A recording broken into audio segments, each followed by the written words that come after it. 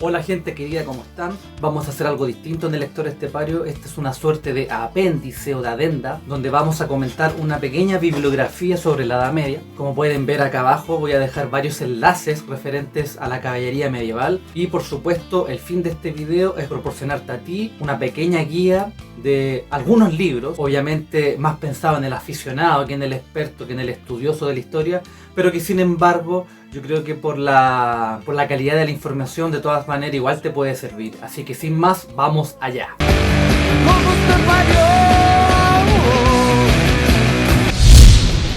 Bueno, vamos a partir con un libro muy pedagógico, muy didáctico, es breve, te lo puedes leer en un par de días.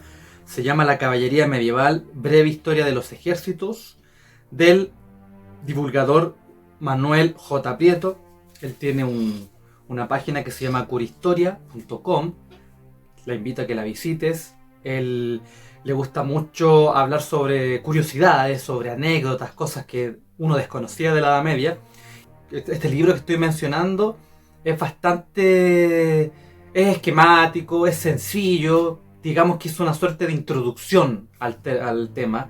Y sin embargo, cubre todo el amplio espectro de lo que es el mundo de la caballería, desde sus orígenes, principales órdenes caballerescas, cómo era su equipo, las armaduras, las armas, algunas batallas importantes y también algunos libros de ficción que tienen que ver el asunto caballeresco. Como digo yo, está escrito en un estilo ameno, no es nada complejo. De hecho, quizás para algunos lectores más avesados puede ser demasiado básico o esquemático, pero sin embargo yo creo que es un buen libro de consulta, sobre todo si quieres hacerte una panorámica rápida de cómo era la Edad Media y el mundo caballeresco. Hay un segundo libro que es La Caballería, de Maurice King, que ya lo hemos comentado más profusamente. Sirvió como base para hablar de la introducción al mundo de las caballerías. Y no lo voy a hablar tanto de este libro porque ya tiene su video dedicado, lo voy a dejar acá abajo en la cajita.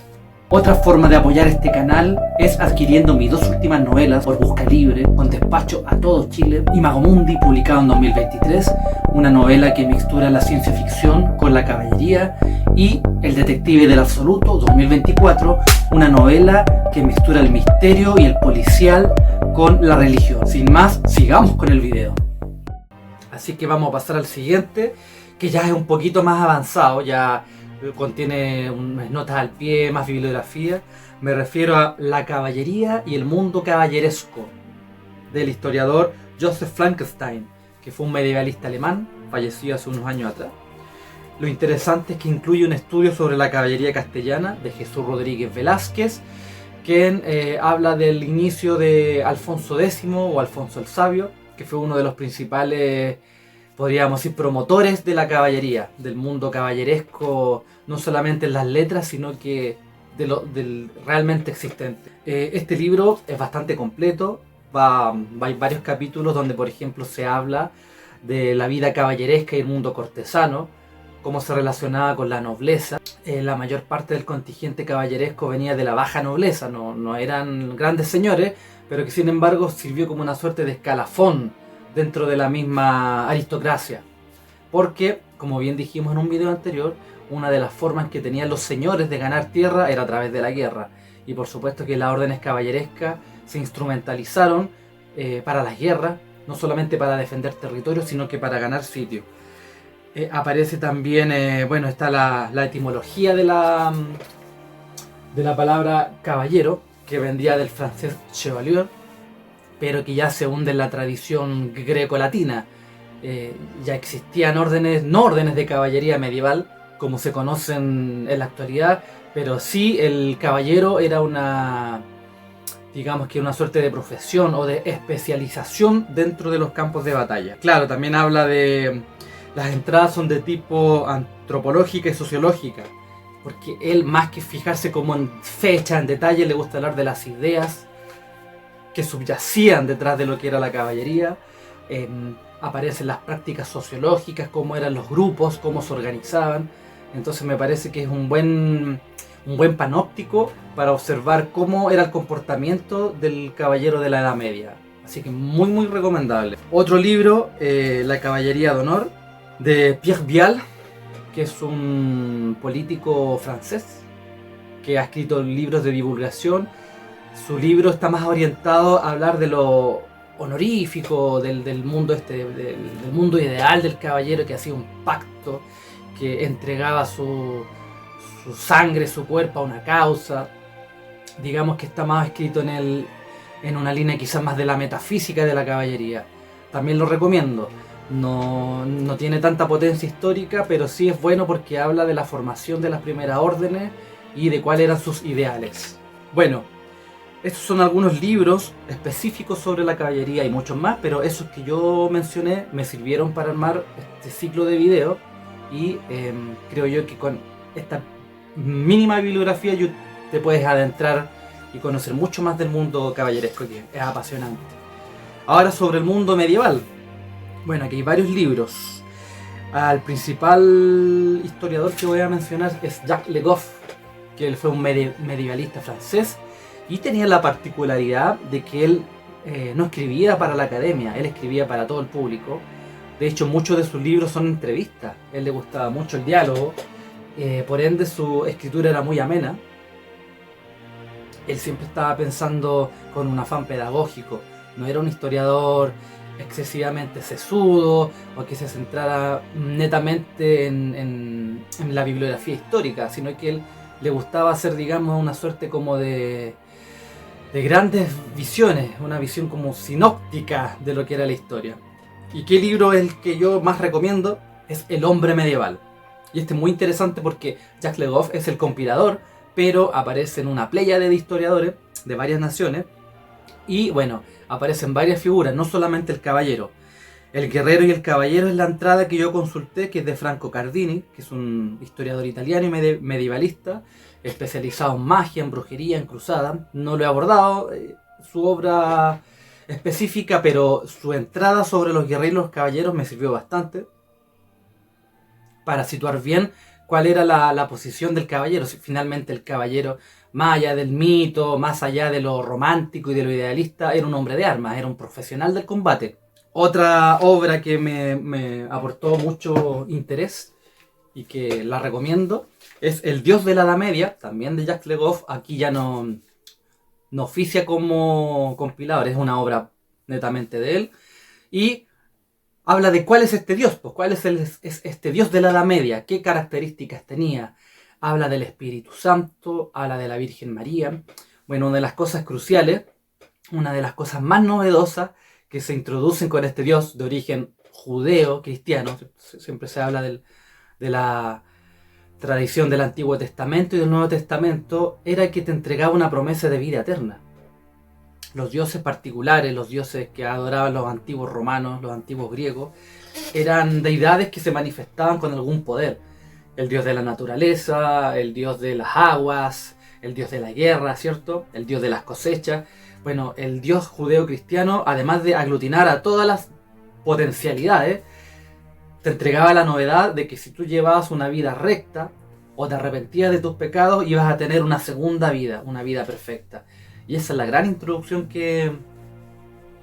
la gran novedad que introduce el mundo cristiano. Habla también, bueno, del arrianismo. Arrio es considerado como el primer hereje, uno de los principales herejes, principalmente por negar la divinidad de Cristo. Cuando se empiezan a hacer las primeras exégesis de la Biblia, las primeras interpretaciones, no se tenía con claridad cuáles eran los dogmas. Muchos creen que la Iglesia Católica partió en el año 33 y obviamente, claro, hay un cristianismo que es primitivo, el cristianismo de las catacumbas, después aparece la romanización y por supuesto que estas discusiones se van a ir fijando a través de los siglos, no es algo que esté dado. Ya después muchos teólogos explican que el conocimiento del hombre siempre es paulatino, entonces no se podía como en cierta forma descargar este mensaje divino de una vez y crear un corpus inmediato. No, pues habían constantes debates y uno de estos debates era si la persona de Jesús era divina o no. Y bueno, al final el arrianismo, que fue toda esta corriente que negaba la divinidad de Cristo, pierde y nos quedamos ya con el esbozo de la que es la Santa Trinidad, pues. Dios, el Hijo y el Espíritu Santo conviviendo los tres en una misma persona. Aparece también, claro, la figura de la Virgen María, que es fundamental para entender esta corriente marianista de la Iglesia. De hecho, la Iglesia se considera como una suerte de mujer, y para los que somos católicos es muy común hablar de, hay un dicho que es la madre de Dios, cuando uno dice algo como carajo, caramba. Claro, pues nos damos cuenta que esa visión supuestamente ultra patriarcal y machista en algunos casos se podría matizar, porque si se considera que la persona de Jesús era divina, que era el Dios encarnado, María ya no sería simplemente una mera intermediaria, como hacen muchos protestantes, que la ven como una figura menor, sino que sería la madre de Dios, y no es menor. Aparece, bueno, la figura de San Francisco en el siglo XIII. Muchos ven que el cristianismo fue como una suerte como de constante en el tiempo, y no es verdad. Hubo épocas de que el cristianismo descendió en popularidad. Hay que considerar ya que hay una germanización del mundo occidental con las invasiones bárbaras, con estos dioses paganos diferentes, y que sin embargo se logró afianzar gracias a la alianza de Carlomagno. Carlomagno fue el gran restaurador del Imperio Romano. Mientras todo el Imperio Occidental romano caía a pedazos y se desarmaba en pequeños feudos, en pequeños reinos, la bandera del cristianismo, siglo VII, siglo VIII, siglo IX, por lo menos 3 siglos, fue sostenida por el Imperio Franco, y eso no es menor porque aglutinó gran parte de lo que era esta herencia grecolatina y cristiana, y la mantuvo con el tiempo. Entonces, bueno, la figura de San Francisco en el siglo XIII, como bien decía yo, fue fundamental porque revitalizó las órdenes monacales, revivió las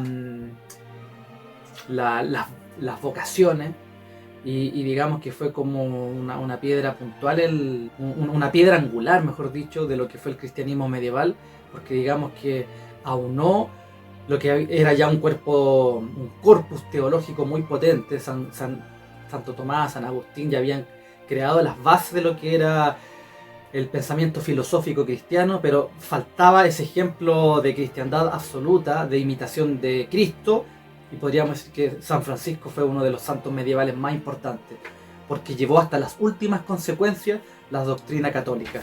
Ese es el Dios de la Edad Media de Jacques Le Goff. Tiene muchas obras célebres que las leí, pero que no tienen mucha relación con... Bueno, sí, él es medievalista, casi toda su obra tiene relación, pero se escapa un poco del mundo caballeresco. Los intelectuales en la Edad Media, por ejemplo, donde habla de las ideas, de las universidades, de cómo se transmitía el conocimiento. La Bolsa y la Vida, que es un libro que habla de cómo era la economía medieval, muy bueno. Y siempre, como digo yo, con esta mirada divulgativa, de usar un lenguaje sencillo, nada ampuloso, pocas notas al pie. Y sin embargo él siempre tiene un aparato crítico potente que respaldan sus obras. Y tiene uno que se llama La Edad Media explicada a los jóvenes. No lo revisé en este caso, pero ya el título es muy decidor. Y también podríamos decir que es un libro que te va a servir para adentrarte más en este apasionante mundo. Y bueno, hay otro libro que es de historia, se llama Breve Historia del Mundo, es un libro general de historia, pero que parte con la cristiandad y parte con la concepción de cómo fue la Europa occidental, que es el lugar histórico que estamos viendo. No nos estamos enfocando en la parte de Oriente ni en el mundo islámico, es básicamente el mundo de la caballería medieval es occidental. Básicamente fueron los reinos itálicos, la naciente Castilla, los reinos francos y por supuesto los reinos británicos también. Vamos a ver ya más adelante eso con mayor especificidad. Pero bueno, La Breve Historia del Mundo de Juan Pablo Fusi, que es un catedrático español, habla del triunfo del cristianismo en este libro, cómo fue que se impuso, cuáles fueron las ideas que estaban batallando, y menciona en este libro a Henri Pirenne, o castellanizado Henri Pirenne. Fue un historiador belga, y que él tenía una teoría muy muy interesante, porque él decía que realmente la Edad Media no parte con la caída de Roma por las invasiones bárbaras, sino que había ocurrido posterior en el siglo VII aproximadamente con las primeras invasiones islámicas. ¿Por qué se da este desnivel, esta fractura? Porque al ser los islámicos vencedores, las primeras oleadas, sus adelantos tecnológicos, sus conocimientos eran evidentemente superiores al mundo occidental, a lo que estaba ocurriendo en Roma. Por algo se impusieron. Entonces esa primera fractura, esa primera oleada fue la que determinó el nacimiento de la Edad Media, porque, y aquí voy a pasar al siguiente libro, que se llama Las ciudades de la Edad Media, de Henri Pirenne, de este historiador belga. Él dice que cuando aparece el mundo islámico, lo que ocurre es que el Mediterráneo se cierra. Con las invasiones bárbaras, el Imperio Romano comienza a decaer, pero los reinos todavía tenían acceso al Mediterráneo. ¿Y qué significaba el Mediterráneo? Bueno, el Mediterráneo era la vida completa, porque marcaba las rutas por todo lo que era África y Oriente. Entonces dominar el Mediterráneo era la supremacía, era el hegemón. El que dominaba el Mediterráneo era dueño del mundo. Con las invasiones bárbaras, los reinos se empiezan a dividir, a fragmentar, pero todavía existía una economía dinámica. Pero ya con la invasión islámica y con la pérdida de la gravitación, el eje europeo-romano, con estas batallas que el Islam gana, los imperios turcos, los imperios musulmanes, es cuando realmente parte la media, porque aquí ya viene el cambio fundamental de mentalidad y comienza la época feudal, ¿cierto? Comienzan a desarrollarse los castillos, comienzan a desarrollarse las primeras fortificaciones, y eso va a dar pie finalmente a las caballerías medievales, que yo ya dije ya que es una profesión desde que existe el caballo y la lanza, existen las caballerías. Pero acá comienza, digamos, la especialización, y habrían comenzado como una suerte como de comité de autodefensa. Primero por las invasiones bárbaras, después con las invasiones del Islam, y ya después vienen las cruzadas y viene toda una dinámica que detalla muy bien Henri Pirenne, porque la economía no es que quede obsoleta, sino que cambia su eje. Es una economía ya mucho más agraria, más de intercambio, las rutas se acortan, pero sin embargo al interior de los reinos todavía hay una vida rica, todavía existían, bueno, comienzan de hecho a nacer los gremios de artesanos. Entonces no hay que pensar que con la caída del Imperio Romano, con las invasiones bárbaras, la ciudad, el mundo de la economía queda totalmente destruido, sino que digamos que comienza a cambiar su eje y se hace más autárquica, en cierta manera. Pero el comercio siguió existiendo, mucho menor que la época de los romanos, evidentemente, porque se pierde la primacía del Mediterráneo. Entonces, eso, gente. Los libros que mencioné, como dije yo, son parte del corpus que estoy utilizando para los videos de la Edad Media, que van a ser muchos, porque finalmente tratar el miedo a la Edad Media implica, bueno, es un milenio. Yo no lo puedo reducir en 3-4 videos. Pude hacerlo con el mundo griego, lo voy a dejar acá abajo también por si te interesa, donde hablé del teatro y de la épica griega, y el mundo romano lo sinteticé en un puro video, donde también hablé de las obras literarias romanas, que no son tan profusas como las del mundo griego, pero igual de interesantes. Así que eso, ojalá te puedas suscribir, estoy abierto a las preguntas que tú quieras, comentarios. Si quieres más adelante tratar algún tópico específico, dímelo y lo podemos tratar más adelante. Así que eso, gente, muchas gracias y hasta un próximo video.